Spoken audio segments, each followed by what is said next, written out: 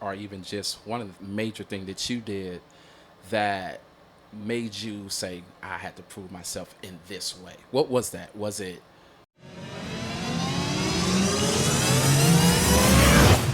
What's going on, everybody? This is another episode of More Than Just a Barber podcast. I am your host, Alton Phillips, but you may know me as AP. I am so excited. We have a phenomenal guest here. I cannot wait to get into it. We have my homegirl, Dre. What's up? Hello, hello. How are you? I'm excited to You be excited? here. Yes, I'm excited good. that you came. Listen, we've been trying to connect for quite some time, and you finally made it. You're a busy person. We both are busy. Yeah, absolutely, absolutely. So how's the shop going? Things that you got cooking up? How's everything going? Just kind of let us in on what you got going. So I am blessed. I'm blessed to be so busy. Love it. Everything is great. I have recently relocated. Okay. So shout out to Suave Elite Barbershop. Let's go. That's where I'm at. It's Let's about go. 3 to 4 minutes from downtown Dallas. Great location. Love it. And business is flowing. That's what's blessed. up. Yes. That's what's up. You know what I've been burning to ask you? I know we're just going to get right into it. I've been burning to ask you, how did you get your start? Like, how did you get to where you are today? Can you just kind of walk us through that starting process, that journey? Yes. So, funny thing, I used to work for the state of Texas for years and years. Gotcha. And I never felt like satisfied with what the work I was doing. 9 to 5 type. Hated it. I wanted to have something that I could grow myself, something to leave my kids. And so it was funny because during COVID, my son needed a haircut. So I said, let me cut your hair, and I cut his hair with some clippers from Walmart. And it came out decent. And I was like, I might be onto something. So I started researching barbers and I really got into it. And there was a school in Corpus nearby. And I said, I had a day off finally. It was a Monday. And I said, I'm going to go check out the school. Yeah. I went to check out the school. And they were just so hype about like, let's get you signed up. Like, come on, you need to enroll. You need to come to barber school. Yeah. And I was like, you know what? I just might. And so I ended up really thinking about it, and I made an impulsive but informative, because I did my research, decision, and I quit my job and I joined barber school. And You quit your whole job. I quit my whole job. Wow. And I got into barber school, got a part-time job. Yeah. And I started barber school during COVID, which was crazy because we shut down, open, shut down, open. It took forever for me to get my hours and finish barber school. Got you. So you've been a grinder. You've been a hustler. Like, before you got into the industry, you've been doing your thing. You already had that. Because you can't teach somebody how to be a hustler. You can't teach somebody how to have a grind. That was something that was already in you. So it Yes. makes sense why you're successful today. The followers, as I said, is growing. That's how we connected. I'm just excited about the things that I'm seeing right now with your Instagram and the things that you're involved with. I appreciate that. I'm excited too. I'm always finding new things to get into, new things to learn, new networks to connect with. Yeah. Dallas is the place to be for that. So Yes. I'm just shout out to Dallas. Let's go. Shout out to Let's go, Dallas, Dallas. because it's making me a star. In real life, she's serious. She's serious. No, I love it though. There's so much opportunity here. I tell everybody, like, Yeah. Dallas is the place to be. It's booming. I agree. I So agree. it's been good to me to be able to find myself and open up into what I'm really passionate about. I can tie all these things into barbering and what I want to do and make it mine. So, I love it. yes. So tell me, like, you just transitioned to the new shop. How long have you been at the new shop? While I look for 3 this picture. weeks? 3 weeks. Yes. And prior to, because you said you just I was- moved here about a year now. And so how's that transition been for the new shop, from the old shop to the new shop? So, I feel so comfortable Okay. at the new shop. It's more Okay. my vibe. My Okay. clients feel comfortable. And not to say, the other shop wasn't. It's just, every shop has its own vibe. So Okay. I just think that with the new shop, I've been more comfortable, more in my element. I have more freedom. I'm able to control my schedule, my Yeah. money, Absolutely. everything, which is what we strive for Abs- as barbers. We need the money. We need the So money. it all around, it's just made me feel more comfortable. You know what I like about it is you can have the best skills. You can, I mean, you can have a book schedule. But if your environment that you cut in is not right, it's almost like it's not depressing, but it's close to it. It's like I Yeah. got this full schedule. I have this like packed schedule, but the environment. In fact, I read a book. I'm reading this book, Atomic Habits. It's a dope. Listen, if you're not reading that book, please read that book, Atomic Habits. Check this out. I'm gonna give you some plays. So the first play was they did a study in this book. They did a study at a hospital. And in this study, they basically had these doctors who were eating unhealthy. Believe it or not, doctors can eat unhealthy, right? I believe it. Right. And so they were eating unhealthy. And what happened was when they go into the cafeteria for lunch, where they positioned the actual refrigerator, they had like Cokes and bad, Sprite energy drinks. They provided that for their doctors. So the study was, let's rearrange the refrigerator and place waters and, energy drinks, things that are more healthy. Yeah. And study shows that the sales for the sodas cut down based on where they placed and remove, right, some of the refrigerators. So it says to me that sometimes it's not you, it's just the environment in which you cut in. It's not necessarily that the shop or the environment that you're cutting is bad. Here's the play.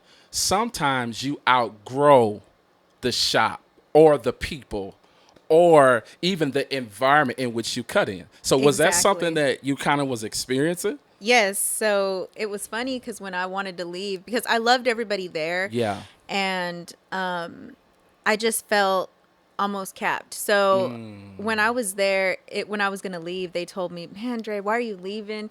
You're like one of the best ones here. Like you're not going to be like the star you are here over there.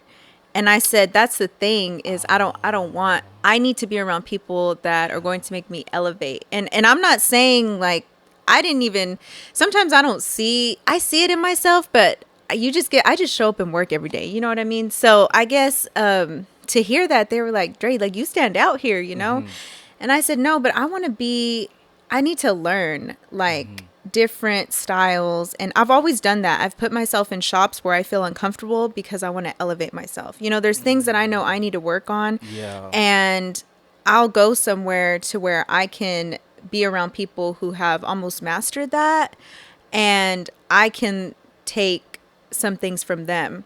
And so I noticed that from the shop that I was going to. I was like, man, like y'all are all heavy hitters with the modern techniques, with the enhancements, with the designs. And so it's just two different styles of shops, right? So I loved that shop that I was at. Everybody there is super successful. I felt like I needed to elevate myself in different areas.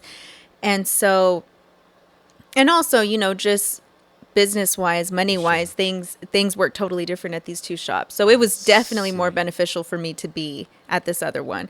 And so to me, it was just a win-win. It was just like I felt pushed to go there. Let me cut you off right quick. So, because I like this. I really like this. This is going to be good. So at what point when you were working in the old shop that you just said, you know what?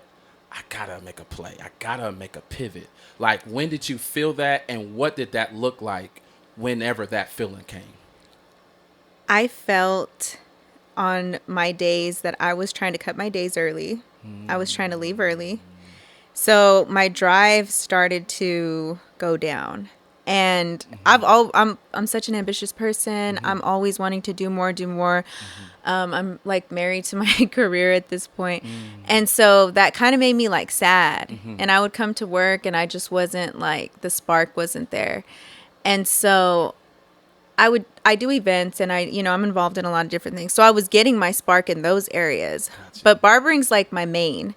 So I was like, man, I just feel, and it's crazy because when I feel something, I'll go with it. I don't stay stagnant in situations. Like I'll go. I don't have no problem readjusting. Yeah. So when I had talked to the owner of the other shop, and I went over there to check it out and, I had researched them, seen how they cut. I was like, that's where I need to be. And I told him when I talked to him, I said, I want to be put, next to somebody who's really good. I want to be next to people who are better than me because I want to learn from y'all.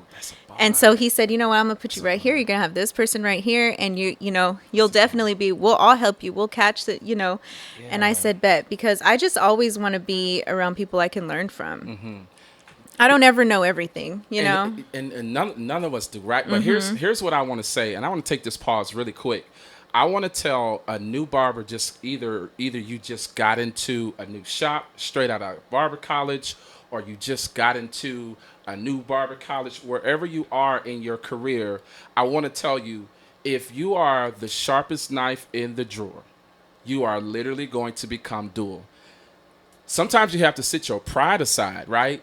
And say, I don't have to be the best barber. I don't have to be the coldest barber, because there's always going to be somebody better than you. There's always going to be somebody colder than you, right? So what I like that you said is, you were the best barber at that old shop. That's, and no shade to that shop, right? But I think what you felt was you were dull. Because you were the best barber. They's like, oh, yo, you're the best barber here. And to me, I feel like you can take that two ways. Oh, man, what? I'm the coldest at this shop. But you said, I need to go somewhere where I'm the weakest link. And I have room to grow to a level that I've never seen before. And so that's what so let me ask you this. At this new shop, because I know barbers, I have this thing with new barbers who, I won't even say new barbers, but barbers that post how much money they make. My client just gave me $750 or $250. Some of that is cap. I just, Yeah, I've never. Yeah. So it's like, I get what you're trying to do. But for you as a female barber, can you tell me, what's the most money you ever made in a day? So it was during the holidays. And we're always super busy during the holidays. So I had a full day at the shop. And then I was cutting the legends, the G League basketball team. Oh, dope. Yeah, I cut a lot of them. So that day they called me, and I think they were either going home for the holidays or they had like a media day or something. I can't remember what it was, but I ended up making about $1,200 that day because I made my shop money, and then I went and cut a few of them. They did house call price and they tipped me. Wow. So I was in my bag that day. I was like, okay, my kids are ready for Christmas. So, so that was my biggest day. So let me ask you this. Do you think that female barbers have a better advantage over male barbers? And if so, tell me why.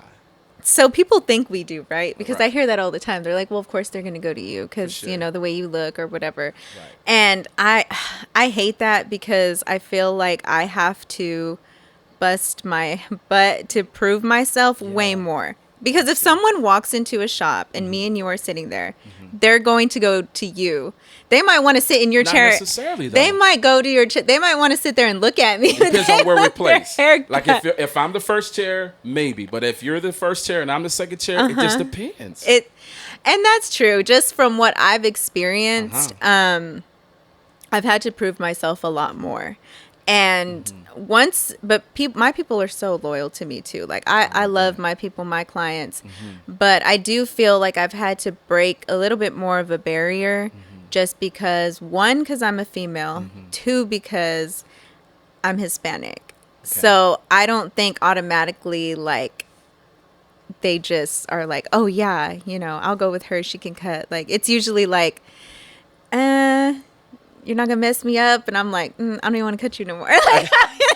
Like you turned off at that point. And I'm to that point now because at first I would be like, no, I got you, like I promise, and now I feel like I'm to the point where I can say, you know what, it's okay, you could just wait. So it took the new shop to kind of like get you to the point to where I think I was there. I was there since I've been in Dallas. Got you. Yeah, because in Corpus Christi, when I was cutting there, I picked up a lot of skill.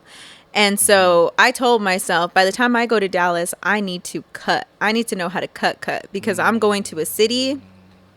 There's a bunch of competition. I need to really be confident in my craft. Yeah. So by the time I got to Dallas, I was to the point where, you know, I was okay with proving myself for a little while because it's a new city. But after a little bit, I was confident enough to really just say, you know, so not every client is for you, right? So I feel like you need to put pride in yourself too. And when people see that, you attract a certain kind of client and people respect you. So can you walk me through what was some of the things, or even just one of the major things that you did that made you say, I had to prove myself in this way? What was that? Was it your cut game? Was it your image? What was some of the things that you did that said, okay, I got to step my game up and I got to prove myself to get more clientele? Cutting for sure. Gotcha. I mean, cutting and consistency, that is something that you have to be on top of, I feel like, especially with social media playing such a huge part in our industry. Yeah, for sure. You have to be consistent on social media, and you have to be consistent with your cutting, with your time in the shop. And I feel like that's where I really grew with consistency. You know, I'm not just there sometimes, or, you know, cutting 1 or 2 days 1 week and then all the, you know, I'm pretty consistent. Gotcha. So I really had to dive myself into this career, and I think that's been the biggest area that I've worked in that has done that. I think that also I'm in a lot of different places at the same time, I guess, because I do a lot of networking. I do a lot of events. I do a lot of all of that just to pour into it. All pours into my career. So I feel like really putting myself into the community of Dallas, into barbering, and bringing it all together has been what has really gotten me where I'm at and keeps me constantly like elevating. You know, it's so funny because I'm watching your page and your followers are going up. Your content is going crazy. I know one of the things that stood out to me is how involved you are with the community. And I saw some celebrity clients on your page. I was like, okay, I see you, Dre. Let's go. And that's what it takes. That's what it takes. And I like that. And I'm like this. I'm learning from everybody.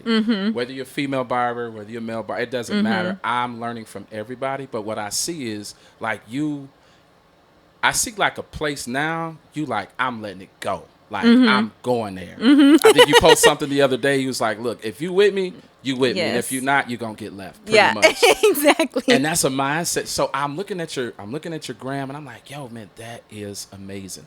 So you're at a place now that I feel like we can kind of help some of the barbers who are trying to get to where they can cut a celebrity client or be a part of an organization where they can get that G League call. Can you speak to those young barbers, whether in their career or in age? Can you speak to them and kind of give them something that they can take and say, all right, if Dre can do it, I'm going to do it too? Yes. So anybody can do it. And I tell barbers this all the time because I have had people come to me and ask me, like, I can cut, but it's getting myself out there that I just can't seem to do. And I tell them all the time, like, you can't be scared to network. Everywhere I go, and people laugh at me because if I could go out for the night at the club and I am networking, like I am trying to get clients. I'm always networking. It doesn't matter where I'm at. We went to the Jake Paul fight the other night, me and some friends, and we had a suite. I picked up clients in the suite. I pick up clients like literally everywhere I go. So what did you do? Do you have like a QR code? I just, when I introduce myself, automatically say like, hey, like I'm Drea and I'm a barber, by the way. So if you ever need a cut, I got you. And they'll say, oh, well, let me see your work. And I pull out my Instagram and then, and that's usually how it goes. It's very simple, but I think people are scared to approach that. And so networking is probably the key thing, but also hand in hand, like I said before, consistency. I cannot stress that enough. You have to be consistent. You have to be willing to be in the shop, and you have to be willing to be there all day with 2 walk-ins sometimes. You have to be consistent. You have to show your face. With being in Dallas has taught me that people can see you sometimes on the gram or see you, Yeah. you know, in your stories, but when they see your face, when they can actually put a face to you, it means so much more to them. And they will come back to good. you Yeah. because they have that to relate. Like, oh, I actually Like met that her. personal Oh, thing. Yeah. and also because I support a lot of causes too. So there's a lot of different you know, organizations in Dallas that when they have things going on and it's for a good cause, because that's what I do this all for too. I show up and I support, even if I'm just showing my face. Like, I show up for my people. And I cannot tell you how many times they've made calls for me. That's how I've gotten some of those calls, is just being so connected, and people are like, you know what, I know her and she's actually genuine. She Yeah. really does show up. Yeah. So when I need the support, it comes back to me full circle. So show up for your people, Yeah. being consistent that. in your craft, and don't be scared to talk to people. Network. Wow. So me and Josh, of course, you met him. He's my photographer and my video. He's a Swiss Army knife. He's all things. He's super cold.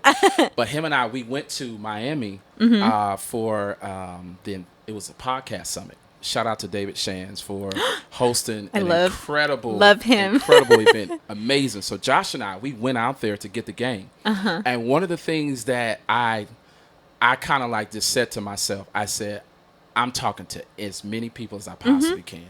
And I don't just say I'm a barber. I say, hey, yo, I'm a professional barber. My name is AP. I'm a professional barber. I don't just like to say a barber. To me, that's cool if you introduce yourself as a barber. But when you put a professional on there, it just strikes a different kind of conversation. And so when we went out there, we talked to so many people. Conversations that I didn't necessarily have the game on. But I was like, yo, I'm with it. If she want to talk about it, or if they want to talk about it, let's talk about it. And you said something twice in this whole entire conversation that I keep hearing is the consistency. They shared that at the conference. You have to show up. So if you feel like because you have a book schedule and because you make $800, $1,000 in a day, you don't necessarily have to show up, I will argue that you won't last long in this game. Because showing up is like what we talked about offline. I was sick and I had to show up. I was literally leaned over on the wall, like for real. But I had to show up because I understand that it is not necessarily just about me. Your gift is to serve your people, to serve your clients. Yes. And so being consistent. Now, how do you handle burnout? Because you talk about being consistent, right? And you do a lot. And I found that as a shop owner, as a suite owner now, I've been in this game for a little bit. And burnout is a real thing. You can have the coldest cuts, the coldest grind. You can literally give your whole self to this industry. You said it earlier. You're married to this. So what happens when your mate, as in this career, is not being good to you in the sense of you're burnt out? How do you handle burnout?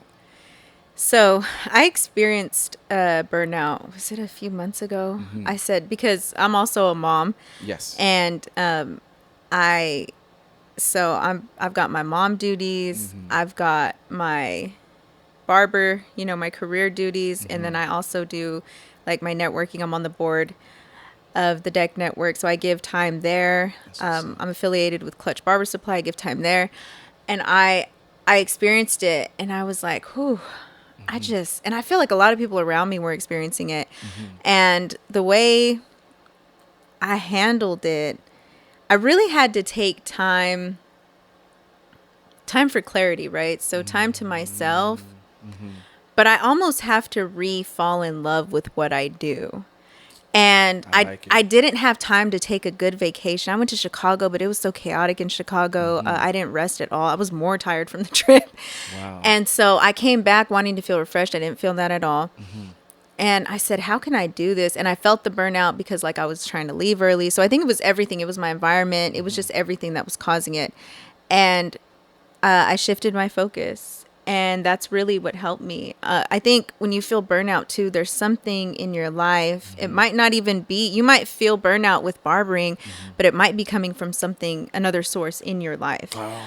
And so I feel like that's what was happening too with me. And when I shifted the focus of all of that. So when I went to the new shop, I adjusted a lot of boundaries in all aspects of my life, like my personal life, everything. And when I did that and I came to the new shop, it was like refreshing. And I don't feel that burnout. I'm working longer days and I'm working more days. And I don't feel the burnout that I felt when I was working like 5 days, leaving, you know, at an earlier time. I was feeling burnt out. And now I'm working more, but I'm not feeling the burnout like I was. So I just had to do things to readjust and to per se like fall back in love with what I'm doing. I love that. Listen, we met 3 years ago. And we didn't know each other, of course. No.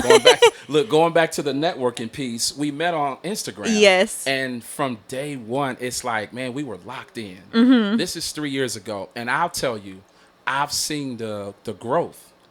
I've literally seen, like, I said, man, she about to be on TV. Like, and this is real talk. Like, I've seen the elevation. And I don't know what, you know, behind the scenes, what you got going on, but you said something that was super dope. Like the focus, you shifted your focus. Here's what I see. I see a lot of people make changes. They might buy a new pair of clippers. They might buy a new liner. Maybe the liners is not working for me. Or maybe, you know, I need to buy different guards. They have a beautiful station with all these clippers. But the reality of it is, if your mindset is not changing, if you are not cutting off some of those barber friends or connections that you have, because people will drain you when you're cold. When you are dope at what you do, they will drain you. Your phone will ring. They will call you. They will ask you for so much to the point to where you just feel drained by who you're connected to. Yes. You got me? And so it's like, I feel like what I'm seeing now is such an amazing, it's like right before I'm like, man, I know her. Like, we're connected. You know what I'm saying? But I'm just so excited about what you got going. So before we move on, can you just kind of tell them how can they connect with you? Because at this point, they like, I want to be a part of her gram. I want to follow her journey. So how can they follow you? So my main platform is Instagram. For sure. And it's at Fades by Dre. FADESXDRE. And yo, she cold. I also have a LinkedIn. Let's go. Same thing, Fades by Dre. So Facebook is Fades by Dre. I'm the most active on my Instagram. The most active. Yes. For sure. My Booksy link, all of that is on there. So you're just super active on Instagram. And I'll say, let me ask you this before we close out this session. What is your absolute favorite clippers that you like to use? What are your what's your go-to? Right now, because it changes with seasons. Got you. But right now, I'm really rocking with my gammas. I'm loving my gammas. Been seeing they're quiet. Yeah. They're crisp. Yeah. They're clean. They're just like, I love my gammas. I like the handle. Yes. I have the mini balder. And then the clippers, and I'll probably be getting more gamma products, but I'm really liking the gamma clippers. And what do you line up with? What do you use for your line? Oh, the Babyliss, the Gold Effects. Let's go. Those are just. They just I don't know. Right? Yeah, they're just the go-to. Those are the goats. Even over Andy's T outliners, because at one point the T outliners was a plague. Yeah, no, I'm rocking with. Like, she's looking at me like, bruh, please stop. It is the Babyliss for me. It's the Gold Effects Babyliss trimmers. Let's go. I've been using those since barber school. Let's go. Yep. Let's go. I guess my final question would be, out of all the barbers that we follow on the gram, who is your favorite barber that you just like, yo, this is my person. I love their content. I love what they're doing. Who would that be? Me. No, I'm just kidding. Let's go. Hey, look. I thought she was going to say that too. I was like, yo, she going to say her. Let's go. No, okay. I have 3. You have Me, 3. because I have to. You got to put yourself I in gotta there. believe in myself. That's right. Or this is how this is all happening. Let's go. number two would definitely be, his name is Jake Gomez, and that was my mentor when I was starting out in barber school. Let's go. I hit him up. He owned a shop in the town I lived in. Okay. Super successful, super humble, super young. Let's go. Opened his shop, and he helped me with no hesitation. I didn't even know what a wall clipper was. I didn't know nothing. He said, come in every day. You can watch me. Bring in cuts. I'll stay late with you. Do half. You know, nobody ever left with a messed up head because he would finish them off. That's what's up. For nothing. Super respectful. Never wanted anything from me. That's good. Literally just helped me. We're still in touch to this day. Shout out to Jake Gomez with Shout out Fade to Away Jake. Barbers. Stayed in touch, and you know, now we're like really good friends, and he has been just a great mentor with anything going on with business, with shifting, like when I was going to move, like I always, he's one of my first calls, advice, like, Wow, that's what's up. what do you think? Because he's in Atlanta. So he's, you know, and he's owned, you know, he's been from shop to shop and then owned his own place, created his brand, you know, is with one of the biggest brands in our industry. Yeah. So shout out to Hawk. He has been amazing. Let's go. Well, Those listen. are my faves. There you have it. I finally got a chance to sit down with Drea, man. Listen, this is my home. Man, y'all make sure y'all go follow her. She is doing some amazing things in Dallas. I am a fan of her work. I am a fan of her. All the things that she got going. She is super dope. I promise you she won't let you down. There you have it. This is More Than the Barber podcast. I am super excited for what is getting ready to take place. Please subscribe. We got some more heat coming, more gems coming. We can't wait to see you soon. Let's go.